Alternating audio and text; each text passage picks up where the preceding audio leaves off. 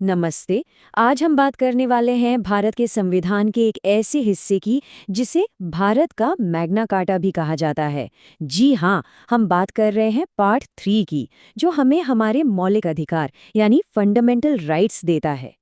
और सोचिए, ये कोई मामूली शब्द नहीं है। खुद डॉक्टर बी.आर. अम्बेडकर ने आर्टिकल 32 को क्या कहा था? संविधान की आत्मा और उसका दिल। इससे ही अंदाजा लग जाता है कि ये टॉपिक कितना कितना जरूरी है। तो चलिए, इसमें थोड़ा और गहराई से उतरते हैं। शुरुआत करते हैं इसके नाम से ही। भारत का मैग्ना कार्टा, हमारे लोकतंत्र की बुनियाद। ये जो तुलना है ना, ये बड़ी दिलचस्प है। सोचकर देखिए, 1215 में इंग्लैंड में मैग्ना कार्टा ने क्या किया? उसने वहां के लोगों को राजा की मनमानी ताकत से बचाया। बिल्कुल उसी तरह हमारे संविधान का पार्ट 3 हम सभी भारतीय नागरिकों को राज्य यानी सरकार की शक्ति से बचाता है। एक था इतिहास का अधिकार पत्र और ये है आजादी की मॉडर्न गारंटी। तो ये आइडिया आया कहाँ से? देखिए, हमारे संविधान बनाने वालों ने दुनिया भर के बेहतरीन संविधानों को स्टडी किया और ये जो फंडामेंटल राइट्स का ढांचा है, इसकी प्रेरणा खास तौर पर I US bill of rights से। अब आगे बढ़ते हैं और ये देखते हैं कि इन अधिकारों में असली शक्ति कहाँ से आती है, क्योंकि ये सिर्फ कागज पर लिखे हुए शब्द नहीं है। तो सवाल यही उठता है कि क्या ये अधिकार सिर्फ कागजी वादे हैं? इसका जवाब एक सिंपल से शब्द में है, जस्टिशिएबल। इसका मतलब क्या हुआ? मतलब ये कि इन अधिकारों को कानूनी तौर पर लागू करवाया जा सकता है, सीधे कोर्ट में। अगर किसी के अधिकारों का उल्लंघन होता है तो उसके लिए कानूनी उपाय मौजूद हैं। और इसका असली मतलब कितना पावरफुल है, ये सोचिए। अगर किसी भी नागरिक के इन अधिकारों का हनन होता है तो वो सीधे देश की सबसे बड़ी अदालत सुप्रीम कोर्ट जा सकता है। ये सच में एक बहुत बड़ी ताकत है। तो अब आते हैं मेन पॉइंट पर। वो कौन सी 6 मुख्य स्वतंत्रताएं हैं जो हमें मिली हैं? चलिए देखते हैं इस आज़ादी के ढांचे को। अच्छा, इतने सारे अधिकार हैं? इन सबको याद रखना थोड़ा मुश्किल लग सकता है ना? लेकिन इसके लिए एक बहुत ही आसान सा फॉर्मूला है। एक निमोनिक समझ लीजिए, EFERCR। तो ये EFRCR है क्या? चलिए इसको डिकोड करते हैं। पहला E है राइट टू इक्वालिटी, समानता का अधिकार। F से आता है राइट टू फ्रीडम, बोलने की, घूमने की आज़ादी। अगला E है राइट अगेंस्ट एक्सप्लॉयटेशन, शोषण के विरुद्ध अधिकार। फिर R है right to freedom of religion, अपने धर्म को मानने की आज़ादी। C से आते हैं कल्चरल एंड एजुकेशनल राइट्स और आखिर में सबसे ज़रूरी R, right to constitutional remedies, वही आर्टिकल 32 जिसे संविधान की आत्मा कहा गया है। लेकिन कहानी यहाँ खत्म नहीं होती। हर चीज की तरह इन अधिकारों की भी कुछ सीमाएं हैं। चलिए उन महत्वपूर्ण अपवादों को भी समझते हैं। तो फिर से एक बड़ा सवाल सामने आता है, क्या ये अधिकार एब्सोल्यूट हैं? क्या ये हर समय हर हालात में मिलते हैं? इसका सीधा सा जवाब है नहीं। कुछ मुख्य सीमाएं हैं, जैसे नेशनल इमरजेंसी के दौरान इनमें से ज्यादातर अधिकारों को सस्पेंड किया जा सकता है। और हाँ, एक बहुत बड़ा बदलाव हुआ था राइट टू प्रॉपर्टी के साथ, जिसे अब मौलिक अधिकारों की सूची से हटा दिया गया है। लेकिन, और ये सबसे जरूरी बात है, एक सुरक्षा कवच है जो हमेशा रहता है। आर्टिकल 20 और 21, इन्हें कभी भी किसी भी हालत में सस्पेंड नहीं किया जा सकता। आर्टिकल 20 गलत सजा से बचाता है और आर्टिकल 21 वो है जीने का अधिकार, लाइफ एंड पर्सनल लिबर्टी, जो हमारे लोकतंत्र की जान है। और राइट टू प्रॉपर्टी की बात करें तो ये बदलाव आखिर था क्या? देखिए, पहले ये आर्टिकल 31 के तहत एक फंडामेंटल राइट था। अब ये आर्टिकल 300A के तहत सिर्फ एक लीगल राइट है। मतलब अधिकार अब भी है, लेकिन इसकी सुरक्षा का लेवल वो नहीं है जो एक मौलिक अधिकार का होता है। तो चलिए अब इस पूरी चर्चा को समेटते हैं, आते हैं फाइनल सेक्शन पर, हमारे अधिकार, हमारी ढाल। तो संक्षेप में संविधान का पार्ट 3 हर नागरिक के लिए एक सुरक्षा कवच की तरह काम करता है। एक ऐसी ढाल जो राज्य की शक्ति के खिलाफ आज़ादी और इंसाफ की गारंटी देती है। तो आखिर में एक सवाल के साथ इस चर्चा को खत्म करते हैं। एक ऐसे देश का नागरिक होने का क्या मतलब है जहां लोगों के पास ऐसे अधिकार हैं जिन्हें आसानी से छीना नहीं जा सकता? इस पर जरूर सोचिएगा। आज समझते हैं भारतीय संविधान के दो बहुत ही खास आर्टिकल्स को। ये वो आर्टिकल्स हैं जो हमारे मौलिक अधिकारों के लिए एक तरह से ढाल और तलवार का काम करते हैं। तो सवाल ये उठता है कि हमारे पास फंडामेंटल राइट्स तो हैं, है ना, पर ये हमें बचाते किससे हैं? आखिर किसके खिलाफ है ये अधिकार? इसे समझने के लिए हमें ये देखना होगा कि इन अधिकारों के सामने कौन सी ताकत खड़ी है। और जवाब है स्टेट, यानी राज्य। हमारे अधिकार हमें राज्य से बचाते हैं। लेकिन ये राज्य है क्या? इसका मतलब क्या है? बस यही बताता है हमें आर्टिकल 12। देखिए, आर्टिकल 12 जो है वो स्टेट की परिभाषा को बहुत बहुत बड़ा रखता है। और ऐसा क्यों है? ताकि कोई भी सरकारी अथॉरिटी, कोई भी सरकारी बॉडी ये कहकर अपनी जिम्मेदारी से भाग ना सके कि भाई हम तो स्टेट का हिस्सा ही नहीं है। तो स्टेट का मतलब सिर्फ केंद्र सरकार या राज्य सरकार या संसद नहीं है। इसमें नगरपालिकाएं, पंचायतें, यहां तक कि LIC, ONGC और सेल जैसी सरकारी कंपनियां भी आती हैं। मतलब साफ है, इन सभी को हमारे फंडामेंटल राइट्स की इज्जत करनी ही होगी। ये इसके लिए मजबूर हैं। अब इतनी लंबी चौड़ी डेफिनेशन है तो याद कैसे रखें, है ना?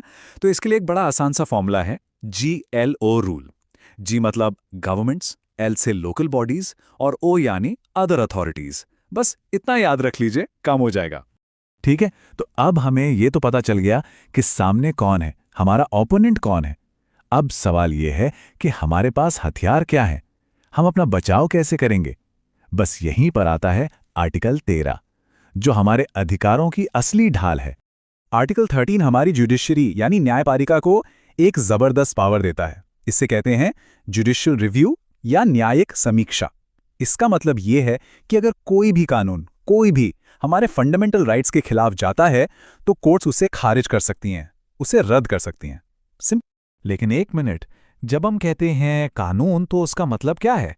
क्या सिर्फ वो कानून जो पार्लियामेंट बनाता है, या फिर इसका दायरा, इसका स्कोप और भी बड़ा है? तो जवाब है, इसका दायरा बहुत बहुत बड़ा है। इसमें सिर्फ पार्लियामेंट के बनाए कानून ही नहीं, बल्कि प्रेसिडेंट या गवर्नर के जारी किए गए ऑर्डिनेंस भी आते हैं। और इतना ही नहीं, कोई सरकारी ऑर्डर, नियम, यहाँ तक कि सदियों से चली आ रही कोई सामाजिक प्रथा या रीति रिवाज भी इसके दायरे में है। सोचिए, अगर कोई परंपरा भी फंडामेंटल राइट्स को छीनती है तो उससे भी कोर्ट में चैलेंज किया जा सकता। अच्छा, अब एक और भी गहरा सवाल उठाते हैं। मान लीजिए कि सरकार कोई नया कानून नहीं बनाती, बल्कि सीधे संविधान को ही बदल दे, उसमें अमेंडमेंट कर दे और हमारे फंडामेंटल राइट्स छीनने की कोशिश करे। तब क्या होगा? ये बहुत बड़ा सवाल है ना। क्या पार्लियामेंट के पास इतनी पावर है कि वो कॉन्स्टिट्यूशन को अमेंड करके आर्टिकल 13 की इस ढाल को ही बेकार कर दे? इस सवाल का जवाब हमें मिला 1973 में एक लैंडमार्क केस में, केशवानंद भारती केस। देखिए, इस केस से पहले तक यही माना जाता था कि पार्लियामेंट की पावर अनलिमिटेड है, वो संविधान में कुछ भी बदल सकती है। लेकिन इस एक केस ने सब कुछ बदल कर रख दिया। इसने इंडियन डेमोक्रेसी की पूरी दिशा ही बदल दी। इस केस में सुप्रीम कोर्ट ने एक जबरदस्त सिद्धांत दिया, बेसिक स्ट्रक्चर डॉक्ट्रिन, यानी संविधान के मूल ढांचे का सिद्धांत। कोर्ट ने साफ साफ कहा कि हाँ, पार्लियामेंट संविधान को अमेंड कर सकती है, लेकिन वो संविधान की नींव को, उसके बेसिक स्ट्रक्चर को नहीं बदल सकती। ये एक तरह से हमारे लोकतंत्र के लिए एक लक्ष्मण रेखा खींच दी गई। तो फिर इन सारी बातों का निचोड़ क्या है? चलिए इसे एकदम आसान शब्दों में समेटते हैं। तो मतलब ये हुआ कि आर्टिकल 12 ये बताता है कि हमारा ओपोनेंट कौन है, यानी स्टेट क्या है, और आर्टिकल 13 हमें उस ओपोनेंट से लड़ने के लिए हथियार देता है, और वो हथियार है जुडिशियल रिव्यू। एक पहचान कराता है तो दूसरा ताकत देता है। और जाते जाते एक सवाल छोड़ जाते हैं, सोचिएगा इस पर। आज के ज़माने में जहां बड़ी बड़ी प्राइवेट कंपनियां हमारी जिंदगी पर सरकार से कम असर नहीं डालती हैं, तो क्या स्टेट की इस परिभाषा का दायरा बढ़ाकर उन्हें भी इसमें शामिल नहीं करना चाहिए? इस पर सोचिएगा जरूर। चलिए आज समझते हैं भारतीय संविधान के दो बहुत ही खास आर्टिकल्स को। ये वो आर्टिकल्स हैं जो हमारे मौलिक अधिकारों के लिए एक तरह से ढाल और तलवार का काम करते हैं। तो सवाल ये उठता है कि हमारे पास फंडामेंटल राइट्स तो हैं, है ना, पर ये हमें बचाते किससे हैं? आखिर किसके खिलाफ है ये अधिकार? इसे समझने के लिए हमें ये देखना होगा कि इन अधिकारों के सामने कौन सी ताकत खड़ी है। और जवाब है स्टेट, यानी राज्य। हमारे अधिकार हमें राज्य से बचाते हैं। लेकिन ये राज्य है क्या? इसका मतलब क्या है? बस यही बताता है हमें आर्टिकल 12।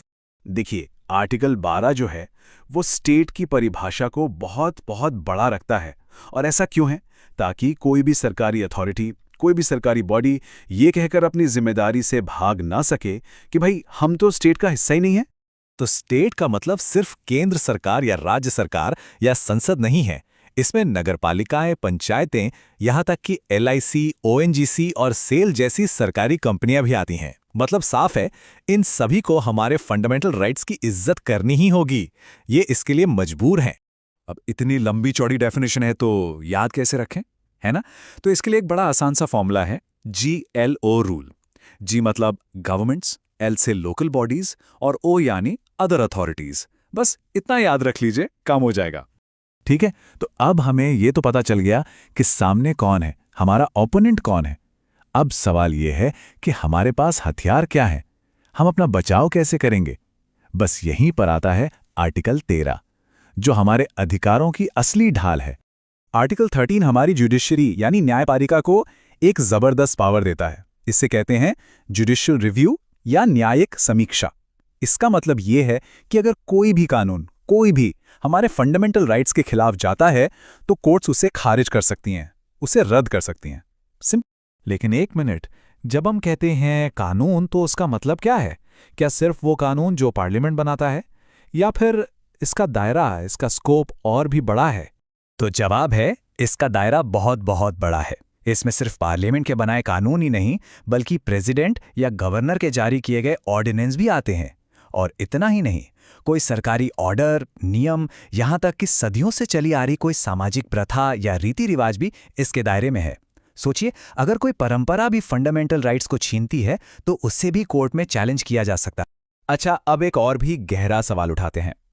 मान लीजिए कि सरकार कोई नया कानून नहीं बनाती, बल्कि सीधे संविधान को ही बदल दे, उसमें अमेंडमेंट कर दे और हमारे फंडामेंटल राइट्स छीनने की कोशिश करे, तब क्या होगा? ये बहुत बड़ा सवाल है ना? क्या पार्लियामेंट के पास इतनी पावर है कि वो कॉन्स्टिट्यूशन को अमेंड करके आर्टिकल 13 की इस ढाल को ही बेकार कर दे? इस सवाल का जवाब हमें मिला 1973 में एक लैंडमार्क केस में, केशवानंद भारती केस। देखिए, इस केस से पहले तक यही माना जाता था कि पार्लियामेंट की पावर अनलिमिटेड है, वो संविधान में कुछ भी बदल सकती है। लेकिन इस एक केस ने सब कुछ बदल कर रख दिया। इसने इंडियन डेमोक्रेसी की पूरी दिशा ही बदल दी। इस केस में सुप्रीम कोर्ट ने एक जबरदस्त सिद्धांत दिया, बेसिक स्ट्रक्चर डॉक्ट्रिन, यानी संविधान के मूल ढांचे का सिद्धांत। कोर्ट ने साफ साफ कहा कि हाँ, पार्लियामेंट संविधान को अमेंड कर सकती है, लेकिन वो संविधान की नींव को, उसके बेसिक स्ट्रक्चर को नहीं बदल सकती। ये एक तरह से हमारे लोकतंत्र के लिए एक लक्ष्मण रेखा खींच दी गई। तो फिर इन सारी बातों का निचोड़ क्या है? चलिए इसे एकदम आसान शब्दों में समेटते हैं। तो मतलब ये हुआ कि आर्टिकल 12 ये बताता है कि हमारा ओपोनेंट कौन है, यानी स्टेट क्या है, और आर्टिकल 13 हमें उस ओपोनेंट से लड़ने के लिए हथियार देता है, और वो हथियार है जुडिशियल रिव्यू। एक पहचान कराता है तो दूसरा ताकत देता है। और जाते जाते एक सवाल छोड़ जाते हैं, सोचिएगा इस पर। आज के ज़माने में जहां बड़ी बड़ी प्राइवेट कंपनियां हमारी जिंदगी पर सरकार से कम असर नहीं डालती हैं, तो क्या स्टेट की इस परिभाषा का दायरा बढ़ाकर उन्हें भी इसमें शामिल नहीं करना चाहिए? इस पर सोचिएगा जरूर। आज हम बात करने वाले हैं भारतीय संविधान के एक बहुत ही फाउंडेशनल पिलर के बारे में, राइट टू इक्वालिटी, यानी समानता का अधिकार। तो चलिए आज इन 5 की आर्टिकल्स 14 से 18 को एक एक करके समझते हैं और देखते हैं कि ये हमारे समाज की नींव को कैसे मजबूत बनाते हैं।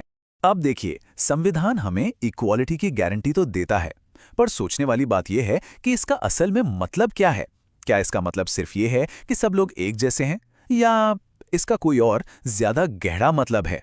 चलिए इसी सवाल का जवाब ढूंढने की कोशिश करते हैं। तो ठीक है, शुरुआत करते हैं आर्टिकल 14 से, जो इस पूरे अधिकार का आप कह सकते हैं बेस है। और मजे की बात यह है कि इस अकेले आर्टिकल के अंदर इक्वालिटी के 2 अलग अलग पर एक दूसरे से जुड़े हुए आइडियाज छिपे हैं।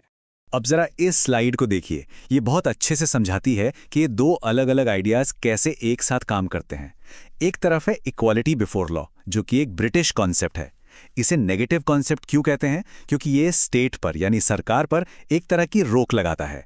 ये कहता है कि भाई आप किसी को कोई स्पेशल प्रिविलेज नहीं दे सकते, कानून सबसे ऊपर है, सिंपल। दूसरी तरफ है इक्वल प्रोटेक्शन ऑफ लॉज, जो अमेरिकन आइडिया है, और ये पॉजिटिव है क्योंकि ये स्टेट को एक जिम्मेदारी देता है कि भाई जो लोग एक जैसी सिचुएशन में हैं उनके साथ एक जैसा बर्ताव करो। इसका सबसे अच्छा एग्जाम्पल है टैक्स लॉज, मतलब अलग अलग इनकम ग्रुप्स पर अलग अलग टैक्स रेट्स लगते हैं ना, है ना। ये उनकी फाइनेंशियल कंडीशन के हिसाब से एक जैसा ट्रीटमेंट ही तो हुआ। तो आर्टिकल 14 एक जनरल रूल तो है, पर हमारा संविधान खुद ही कुछ खास पदों के लिए कुछ एक्सेप्शंस देता है। जैसे प्रेसिडेंट और गवर्नर्स को उनके ऑफिस में रहते हुए क्रिमिनल प्रोसीडिंग से पूरी इम्यूनिटी मिलती है, मतलब उन पर कोई आपराधिक केस नहीं चल सकता। और ठीक इसी तरह जो फॉरेन डिप्लोमैट्स होते हैं उन्हें भी स्पेशल इम्यूनिटीज मिलती हैं। चलिए अब आगे बढ़ते हैं आर्टिकल 15 पर। देखते हैं कि ये इक्वालिटी के प्रिंसिपल को सोशल डिस्क्रिमिनेशन रोकने के लिए कैसे यूज करता है। ये आर्टिकल आप समझिए सीधे सीधे स्टेट को कुछ ग्राउंड्स पर भेदभाव करने से मना करता है। और वो ग्राउंड्स हैं क्या? इनको याद रखने का एक बहुत आसान तरीका है, RRCSP। R से रिलीजन यानी धर्म, R से रेस यानी मूलवंश, C से कास्ट यानी जाति, S से सेक्स यानी लिंग और P से प्लेस ऑफ बर्थ यानी जन्मस्थान। स्टेट सिर्फ इन 5 आधारों पर किसी भी सिटीजन के साथ भेदभाव नहीं कर सकता, पीरियड। लेकिन इसका मतलब ये नहीं है कि किसी भी तरह का क्लासिफिकेशन नहीं हो सकता। नहीं, संविधान रीजनेबल क्लासिफिकेशन की इजाजत देता है। मतलब समाज के कुछ सेक्शंस को ऊपर उठाने के लिए पॉजिटिव एक्शन लिया जा सकता है, जैसे महिलाओं के लिए मैटरनिटी लीव जैसे स्पेशल प्रोविजंस, या फिर socially and educationally backward classes SCs और STs के लिए एजुकेशनल इंस्टीट्यूशंस में रिजर्वेशन। और हाँ, हाल ही में जो 103rd अमेंडमेंट हुआ उसके जरिए इकोनॉमिकली वीकर सेक्शंस यानी EWS के लिए भी 10% रिजर्वेशन का प्रोविजन किया गया है। अब आते हैं एक बहुत ही इंपॉर्टेंट एरिया पर, सरकारी नौकरियां यानी पब्लिक एम्प्लॉयमेंट। आर्टिकल 16 ये इंश्योर करता है कि पब्लिक एम्प्लॉयमेंट में सबको बराबर का मौका मिले। ये राइट टू इक्वालिटी का एक बहुत ही प्रैक्टिकल एप्लीकेशन है। तो आर्टिकल 16 का कोर प्रिंसिपल क्या है? सरकारी नौकरियों में अफसर की समानता। यहां भी भेदभाव न करने के आधार वही आर्टिकल 15 वाले हैं, RRCSP, पर इसमें 2 और चीजें जुड़ जाती हैं। वो हैं डिसेंट यानी वंश और रेजिडेंस यानी निवास। ये स्लाइड दिखाती है कि रिजर्वेशन पॉलिसी टाइम के साथ कैसे इवॉल्व हुई है। देखिए, 1992 में एक लैंडमार्क केस आया, इंदिरा साहनी केस। इस केस ने ओबीसी रिजर्वेशन को तो वैलिड माना, लेकिन 2 बहुत जरूरी लिमिट लगा दी। एक ही रिजर्वेशन 50% से ज्यादा नहीं हो सकता, और दूसरा क्रीमी लेयर का कॉन्सेप्ट लाया गया। मतलब पिछड़े वर्गों के जो अमीर लोग हैं उन्हें इसका फायदा नहीं मिलना चाहिए, ताकि बेनिफिट सही लोगों तक पहुंचे। फिर इस जजमेंट के बाद 1995 में 77th अमेंडमेंट आया, जिसने स्टेट को SCs और STs के लिए सरकारी नौकरियों में प्रमोशन में भी रिजर्वेशन देने की पावर दे दी। चलिए अब हम अपने आखिरी 2 आर्टिकल्स की तरफ बढ़ते हैं। ये दोनों आर्टिकल्स, आर्टिकल 17 और 18, मिलकर हमारे समाज से हिस्टोरिकल इनजस्टिस और हायरार्की के सिंबल्स को मिटाने का काम करते हैं। ये एक ट्रूली इक्वल सोसाइटी की नींव रखते हैं। आर्टिकल 17 बहुत ही ब्लंटली, बहुत ही साफ शब्दों में अनटचेबिलिटी यानी छुआछूत को अबॉलिश करता है, उसका अंत करता है। अब यहाँ एक इंटरेस्टिंग बात यह है कि संविधान अनटचेबिलिटी शब्द को डिफाइन नहीं करता। इसका मतलब उन सदियों पुरानी सोशल प्रैक्टिसेस से लिया गया है जहां कुछ कम्युनिटीज को पब्लिक प्लेसेस यूज करने या सोशल गैदरिंग से दूर रखा जाता था। ये एक सामाजिक बुराई को जड़ से खत्म करने के लिए एक बहुत पावरफुल प्रोविजन है। और ये बात बहुत जरूरी है, ये एक एब्सोल्यूट राइट है। मतलब ये कि दूसरे फंडामेंटल राइट्स की तरह इसमें कोई एक्सेप्शन नहीं है, कोई इफ्स और बट्स नहीं, ये बिना किसी शर्त के लागू होता है। और अब हमारा आखिरी स्टॉप, आर्टिकल 18। ये सोशल स्टेटस में इक्वालिटी लाने के लिए हेरिडिटरी और एरिस्टोक्रेटिक टाइटल्स को खत्म करता है। ये साफ कहता है कि स्टेट कोई भी टाइटल कन्फर नहीं करेगा, मतलब किसी को कोई उपाधि नहीं देगा। लेकिन इसका मतलब ये नहीं कि हर तरह के टाइटल पर बैन है। ये स्लाइड इस फर्क को बहुत अच्छे से दिखाती है। महाराजा, राय बहादुर जैसी जो हेरिडिटरी टाइटल्स थीं वो बैंड हैं, लेकिन मेरिट बेस्ड मिलिट्री ऑनर्स जैसे परमवीर चक्र और एकेडमिक ऑनर्स जैसे डॉक्टर, इनकी इजाजत है। तो फिर सवाल उठता है कि भारत रत्न या पद्म पुरस्कारों का क्या? 1996 में बालाजी राघवन केस में सुप्रीम कोर्ट ने ये एकदम क्लियर कर दिया। कोर्ट ने कहा कि ये टाइटल्स नहीं हैं, ये ऑनर्स हैं। ये किसी की मेरिट को रिकॉग्नाइज करना है, लेकिन इन्हें नाम के आगे पीछे प्रीफिक्स या सफिक्स की तरह इस्तेमाल नहीं किया जा सकता। तो चलिए हमने जो कुछ भी अभी तक समझा है उसका एक क्विक रिकैप कर लेते हैं।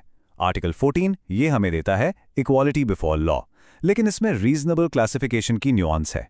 आर्टिकल 15 ये आरआरसीएसपी के आधार पर डिस्क्रिमिनेशन को रोकता है, पर पॉजिटिव एक्शन की गुंजाइश भी रखता है। आर्टिकल 16 सरकारी नौकरियों में इक्वल अपॉर्चुनिटी की गारंटी देता है, जिसमें रिजर्वेशन के प्रोविजंस भी शामिल हैं।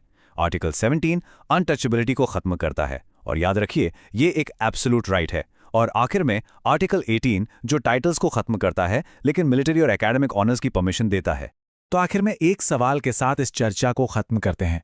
इक्वालिटी कोई स्टार्टिंग पॉइंट नहीं है, ये एक डेस्टिनेशन है, एक मंजिल जिस तक हमें पहुंचना है। तो सवाल ये है कि ये 5 आर्टिकल्स आगे के इस सफ़र में हमारा मार्गदर्शन कैसे कर सकते हैं। ये सिर्फ कानून की किताबों में लिखे नियम नहीं हैं, बल्कि एक ज़्यादा जस्ट और फेयर सोसाइटी बनाने के लिए हमारे गाइडिंग प्रिंसिपल्स हैं। इस पर ज़रूर सोचिएगा। होंगे कि भारतीय संविधान के अनुच्छेद 19 और 20 कितने ज़रूरी हैं। तो आज हम इन्हीं 2 अनुच्छेदों को एकदम आसान भाषा में समझेंगे। ये वो अधिकार हैं जो असल में हम सब भारतीय नागरिकों के मौलिक अधिकारों की नींव है। पर एक सवाल है जो हमेशा दिमाग में आता है, क्या ये आज़ादी जो हमें संविधान से मिली है पूरी तरह से अनलिमिटेड है? और सोचिए, अगर किसी पर कोई इल्ज़ाम लग जाए तो कानून उसे क्या सुरक्षा देता है? चलिए आज इन्हीं सवालों के जवाब ढूंढते हैं। तो आज हम क्या-क्या देखने वाले हैं? देखिए, सबसे पहले हम आज़ादी के पूरे ब्लूप्रिंट को समझेंगे। फिर आर्टिकल 19 की 6 ज़बरदस्त आज़ादियों को जानेंगे और साथ ही उन पर लगने वाली सीमाओं को भी देखेंगे। इसके बाद हम आर्टिकल 20 पर आएंगे, जो अभियुक्तों को सुरक्षा देता है, और आखिर में एग्जाम के लिए क्विक समरी भी होगी। चलिए तो फिर शुरू करते हैं हमारे पहले सेक्शन से। समझते हैं कि ये स्वतंत्रता का खाका आखिर है क्या। हमारे संविधान में राइट टू फ्रीडम का असल मतलब क्या है? देखिए, संविधान के अनुच्छेद 19 से लेकर 22 तक ये हमें स्वतंत्रता का अधिकार देते हैं। ये हमारे फंडामेंटल राइट्स का एक बहुत ही अहम हिस्सा है, और आज हमारा पूरा ध्यान रहेगा सिर्फ आर्टिकल 19 और 20 पर। तो अब सीधे मुद्दे पर आते हैं। आर्टिकल 19 ये वो अनुच्छेद है जो हर भारतीय नागरिक को 6 ऐसी मौलिक आज़ादियां देता है जिन्हें हम अपने लोकतंत्र की आत्मा भी कह सकते हैं। अब एग्जाम में इन 6 स्वतंत्रताओं को याद रखना थोड़ा मुश्किल हो सकता है ना? लेकिन फिक्र मत कीजिए, इसके लिए एक बड़ी सिंपल सी ट्रिक है। बस एक शब्द याद रख लीजिए, सारपा। मैं गारंटी देती हूँ इसके बाद आप इन्हें कभी नहीं भूलेंगे। अच्छा, तो ये काम कैसे करता है? आइए देखते हैं। एस से है स्पीच एंड एक्सप्रेशन, यानी बोलने की आज़ादी। ए से है असेंबली, यानी सभा करने की। दूसरे ए से है एसोसिएशन, यानी संघ बनाने की। आर से है रेजिडेंस, कहीं भी रहने की। पी से प्रोफेशन, कोई भी पेशा चुनने की। और आखिरी ए जो असल में मूवमेंट के लिए है, यानी कहीं भी आने जाने की आज़ादी। हो गया ना आसान? SARPA। तो चलिए एक एक करके समझते हैं। पहली आज़ादी है भाषण और अभिव्यक्ति की। इसमें सिर्फ बोलना ही नहीं, प्रेस की आज़ादी और मज़े की बात चुप रहने का अधिकार भी शामिल है। दूसरी है शांति से सभा करने की स्वतंत्रता, हाँ, लेकिन बिना किसी हथियार के। और तीसरी है संघ बनाने की स्वतंत्रता, जैसे कोई यूनियन या कोई सोसाइटी। अब बाकी के 3 देखते हैं। चौथी है मूवमेंट की स्वतंत्रता, मतलब आप भारत में कहीं भी घूम सकते हैं। 5वीं है निवास की स्वतंत्रता, जो हमें देश के किसी भी कोने में बसने का अधिकार देती है। और छठी, कोई भी पेशा, व्यापार या व्यवसाय चुनने की स्वतंत्रता। यहाँ तक तो सब बढ़िया है, लेकिन अब कहानी में एक ट्विस्ट आता है। एक बहुत ही ज़रूरी बात जो एग्जाम में अक्सर पूछी जाती है, क्या ये अधिकार अनलिमिटेड हैं? तो इसका जवाब है नहीं। इस बात को एकदम गांठ बांध लीजिए कि ये स्वतंत्रताएं एब्सोल्यूट नहीं हैं। सरकार कुछ खास हालात में इन पर उचित प्रतिबंध लगा सकती है। अंग्रेजी में कहें तो रीजनेबल रिस्ट्रिक्शंस। ये पॉइंट कॉम्पिटिटिव एग्जाम्स के लिए बहुत ज्यादा जरूरी है। तो ये प्रतिबंध किस आधार पर लगते हैं? मिसाल के तौर पर, देश की संप्रभुता और अखंडता के लिए आपके बोलने, सभा करने और संघ बनाने की स्वतंत्रता पर रोक लगाई जा सकती है। ठीक वैसे ही पब्लिक ऑर्डर यानी सार्वजनिक व्यवस्था बनाए रखने के लिए भी भाषण, सभा और घूमने फिरने की आज़ादी को लिमिट किया जा सकता है। अब हम बात करते हैं अनुच्छेद 20 की। आप इसे किसी भी आरोपी व्यक्ति के लिए एक सुरक्षा कवच की तरह समझ सकते हैं। ये अनुच्छेद पक्का करता है कि कानून की प्रक्रिया हर किसी के लिए फेयर हो, निष्पक्ष हो। आर्टिकल 20 हमें 3 बहुत ही पावरफुल सुरक्षाएं देता है। ये किसी भी व्यक्ति को राज्य की मनमानी कार्रवाइयों से बचाती हैं। पहली सुरक्षा है no ex post facto law. इसका एकदम सीधा सा मतलब है कि किसी भी इंसान को ऐसे कानून के तहत सजा नहीं दी जा सकती जो उसके अपराध करने के बाद बना हो। सजा तो उसी कानून से मिलेगी जो उस वक्त लागू था। दूसरी सुरक्षा है नो डबल जेपर्डी। इसका सिंपल सा सिद्धांत है, एक अपराध एक सजा। मतलब किसी भी व्यक्ति पर एक ही जुर्म के लिए 2 बार मुकदमा चलाकर सजा नहीं दी जा सकती। ये न्यायिक उत्पीड़न से बचाता है। और तीसरी और आखिरी सुरक्षा है नो सेल्फ इंक्रिमिनेशन। इसे हम चुप रहने का अधिकार भी कहते हैं। इसका मतलब है कि किसी भी आरोपी को खुद के खिलाफ गवाही देने के लिए मजबूर नहीं किया जा सकता। उसे ये नहीं कहलवाया जा सकता कि हाँ, ये जुर्म मैंने ही किया है। चलिए, अब तक हमने जो भी ज़रूरी बातें सीखी हैं उनका एक फटाफट सारांश देख लेते हैं। यह आपके एग्जाम की तैयारी में बहुत काम आने वाला है। ये टेबल एग्जाम के लिए बहुत ज़रूरी है। इसमें सबसे बड़ा फर्क देखिए, आर्टिकल 19 सिर्फ देश के नागरिकों के लिए है, जबकि आर्टिकल 20 सभी पर लागू होता है, नागरिक हों या विदेशी।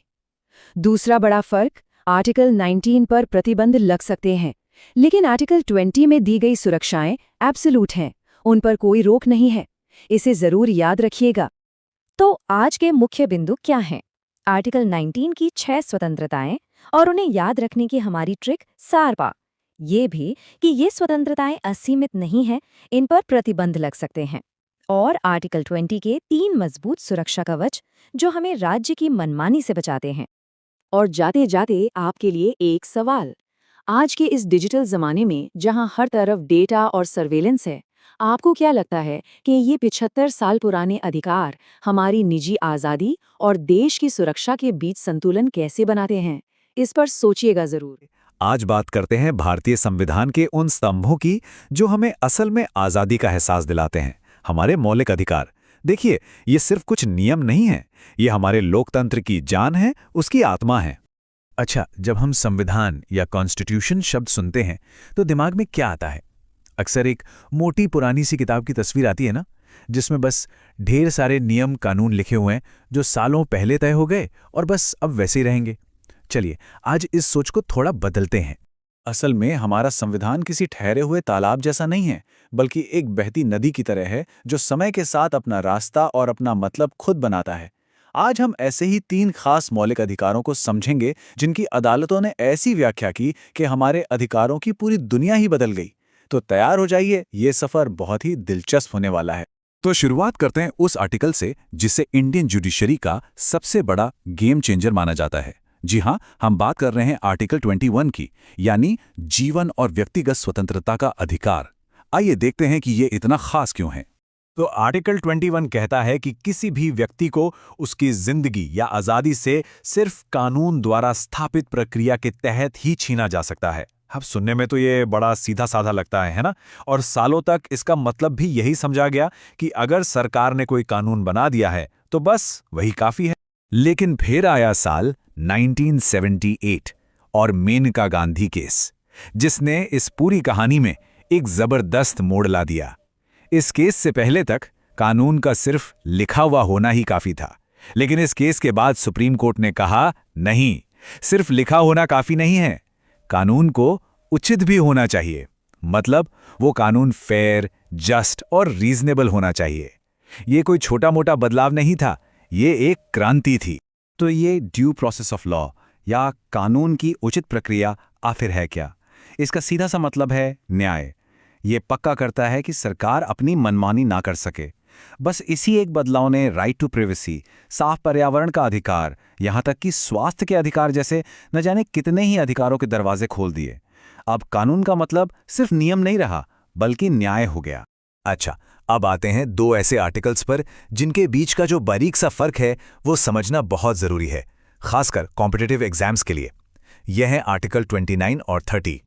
ये टेबल देखिए, ये इन दोनों के बीच का फर्क एकदम साफ कर देती है। आर्टिकल 29 कहता है नागरिकों का कोई भी वर्ग, ध्यान दीजिए, कोई भी वर्ग, इसका मतलब है चाहे कोई मेजॉरिटी हो या माइनॉरिटी, अगर उसकी अपनी कोई खास भाषा, लिपि या संस्कृति है तो उसे बचाने का पूरा अधिकार है। वहीं दूसरी तरफ आर्टिकल 30 सिर्फ और सिर्फ अल्पसंख्यकों के लिए है, धार्मिक हो या भाषाई, और ये उन्हें अपनी पसंद के एजुकेशनल इंस्टीट्यूशंस खोलने और चलाने का अधिकार देता है। तो MCQs के लिए जो सबसे ज़रूरी बात याद रखनी है वो क्या है? सीधी सी बात है, आर्टिकल 29 सब के लिए है और आर्टिकल 30 सिर्फ अल्पसंख्यकों के शिक्षण संस्थानों के लिए। ये छोटा सा फर्क समझना बेहद ज़रूरी है। क्या आप जानते हैं कि हमारे संविधान में एक ऐसा आर्टिकल भी है जिसे खुद डॉक्टर BR अम्बेडकर ने संविधान का दिल और आत्मा कहा था? वो है आर्टिकल 32, जो खुद में ही एक फंडामेंटल राइट है। डॉक्टर अम्बेडकर की ये शब्द बहुत मायने रखते हैं। जरा सोचिए, हमें बहुत सारे अधिकार दे दिए गए, लेकिन अगर कोई उन्हें हमसे छीन ले तो हम क्या करेंगे? अगर उन्हें लागू करवाने का कोई तरीका ही ना हो तो? आर्टिकल 32 वही चाबी है जो हमारे बाकी सभी अधिकारों के ताले खोलती है और उन्हें असलियत बनाती है। ये आर्टिकल हमें वो ताकत देता है कि अगर हमारे मौलिक अधिकारों का हनन हो तो हम सीधे सुप्रीम कोर्ट का दरवाजा खटखटा सकते हैं। और हमारे अधिकारों की रक्षा के लिए सुप्रीम कोर्ट के पास एक बहुत ही पावरफुल टूल किट है, जिसे कहते हैं 5 रिट्स। चलिए एक एक करके इन 5 को आसान भाषा में समझते हैं। पहला है हेबियस कॉर्पस। इसका सीधा सा मतलब है शरीर को पेश करो। इसे आप ऐसे समझ सकते हैं कि यह स्टेट के खिलाफ एक मिसिंग पर्सन सर्च ऑर्डर जैसा है। अगर किसी को गैर कानूनी तरीके से हिरासत में लिया गया है तो कोर्ट ये रिट जारी करके अथॉरिटीज को आदेश देता है कि उस व्यक्ति को कोर्ट के सामने पेश करो ताकि ये जांच हो सके कि हिरासत कानूनी है या नहीं। दूसरा है मैंडेमस, जिसका मतलब है हम आदेश देते हैं। मान लीजिए कोई सरकारी अधिकारी है जिसका कोई पब्लिक काम करना उसकी ड्यूटी है, लेकिन वो उसे नहीं कर रहा, तो कोर्ट मैंडेमस के जरिए उसे अपना वो काम पूरा करने का आदेश दे सकता है। ये सरकारी अधिकारियों को उनकी जिम्मेदारी याद दिलाने का एक तरीका है। तीसरा है प्रोहिबिशन। जैसा कि नाम से ही पता चल रहा है, इसका मतलब है रोकना। सोचिए कि कोई लोअर कोर्ट किसी ऐसे केस की सुनवाई कर रहा है जो उसके अधिकार क्षेत्र यानी जुरिस्डिक्शन से बाहर है, तो हायर कोर्ट उसे ये रिट जारी करके कहता है रुको, ये केस तुम्हारे दायरे से बाहर है, इसे यहीं रोक दो। ये गलती होने से पहले ही उसे रोक देता है। चौथा है सटररी, जिसका मतलब है प्रमाणित होना। अब ये प्रोहिबिशन से थोड़ा अलग है। प्रोहिबिशन केस के दौरान उसे रोकने के लिए होता है, जबकि सटररी तब जारी होता है जब लोअर कोर्ट अपना फैसला सुना चुका होता है। अगर हायर कोर्ट को लगता है कि फैसले में कोई कानूनी गड़बड़ी है तो वो इस रिट के जरिए उस फैसले को ही रद्द कर सकता है।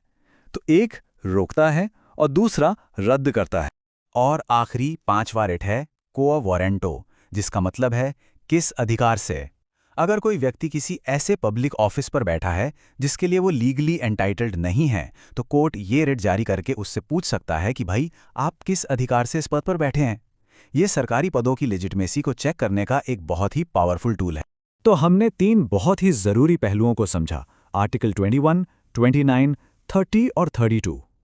अब सवाल ये उठता है कि एक आम नागरिक के लिए या एक एस्पिरेंट के लिए इन सब का असली मतलब क्या है?